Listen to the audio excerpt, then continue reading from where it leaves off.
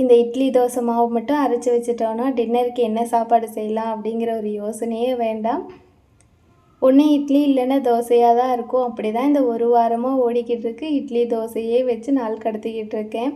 அது போன வாரத்தில் புதன் வியாழன் வெள்ளி 3 நாளுமே ஊருக்கு போயிட்டோம், கோயிலுக்கு போயிட்டோம் அப்படிங்கிறதுனால அந்த 3 நாள் மாவு வேறு எக்ஸ்ட்ரா இன்னும் 3 நாளைக்கு இருக்கும் போல். அதனால் டெய்லியும் சாயந்தரம் வந்து தோசை இல்லைன்னா இட்லி தான். மாவரைக்கிறதுக்கு முன்னாடி மகமா மாவரைச்சி வை, இன்றைக்கி சாயந்தரம் இட்லியோ தோசையோ ஊற்றிக்கலாம் அப்படின்னு சொல்லிட்டு இருந்தாங்க. தொடர்ந்து ஒரு 2 நாள் தோசையோ இட்லியோ ஊற்றி கொடுக்கங்காட்டி அவங்க வந்து எப்போவுமே இப்போ 8 மணிக்கு தான் வர்றாங்க. அப்படிங்கிறதுனால வரதுக்கு முன்னாடி என்ன சாப்பாடு மகமான்னு ஃபோன் பண்ணுவாங்க. இட்லி தோசைன்னு சொன்னால் இட்லியா தோசையா அப்படின்னு கேட்குற அளவுக்கு ஒரு 2 நாள் இட்லி தோசை சாப்பிட்டே போர் அடிச்சிருச்சு.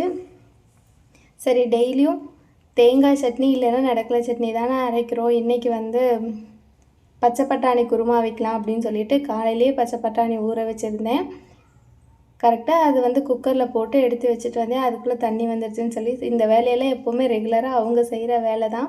ஆனால் 4 நாளைக்கு ஒருக்க 5 நாளைக்கு ஒருக்க தான் தண்ணி வருது. அப்படிங்கிறதுனால அவங்க வர வரைக்கும் வெயிட் பண்ண வேண்டாம் அப்படின்னு சொல்லிட்டு நானே வந்து டின்னர் வேலையும் பார்த்துட்டு தண்ணியை பிடிச்சிக்கலாம் அப்படின்னு சொல்லிட்டு தான் குடத்தை வச்சுட்டு வந்து இங்கே வேலையெல்லாம் செஞ்சுக்கிட்டு இருந்தேன்.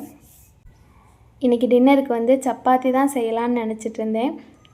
இந்த பச்சை பட்டாணி குருமாவுக்கு சப்பாத்தினா ரொம்ப டேஸ்ட்டாக இருக்கும் அப்படிங்கிறதுனால சரி, அதனால தான் காலையில் பச்சை பட்டாணியை ஊற வச்சுருந்தேன் குருமா வைக்கிறதுக்காக சப்பாத்தி செஞ்சுக்கலாம் அப்படின்னு சொல்லிட்டு. ஆனால் இன்னும் ஒரு நாளைக்கு வந்து இன்றைக்கி சப்பாத்தி டின்னருக்கு செஞ்சுட்டோன்னா எக்ஸ்ட்ரா ஒரு நாள் மாவு ஃப்ரிட்ஜில் இருக்கிற மாதிரி இருக்கும். ஆல்ரெடி புளிச்ச மாதிரி ஆயிடுச்சு. இன்னும் ஒரு எக்ஸ்ட்ரா இருந்ததுன்னா அவங்க சுத்தமாக அந்த மாவு சாப்பிடவே மாட்டாங்க. நம்மளே தான் இப்போ 2 நாளைக்கு 3 நாளைக்கு அந்த தோசை ஊற்றி சாப்பிடணும் அப்படிங்கிறதுனால சரி, இன்றைக்கி தோசையே ஊற்றிப்போம். மாவு தீர்ந்த உடனே சப்பாத்தியும் வெள்ளை சுண்டலோ இல்லை பச்சை பட்டாணியோ ஊற வச்சு குருமா மாதிரி வச்சுப்போம் அப்படின்னு சொல்லிட்டு தான் இன்றைக்கி தோசையே ஊற்றிக்கலான்னு ஃபைனலாக முடிவு பண்ணியாச்சு. அப்புறம் இன்றைக்கி வந்து குருமா ரொம்ப சிம்பிளாக தான் வச்சுருந்தேன். அப்படிங்கிறதுனால பொட்டுக்கல்லையெல்லாம் எதுவுமே சேர்க்கலை.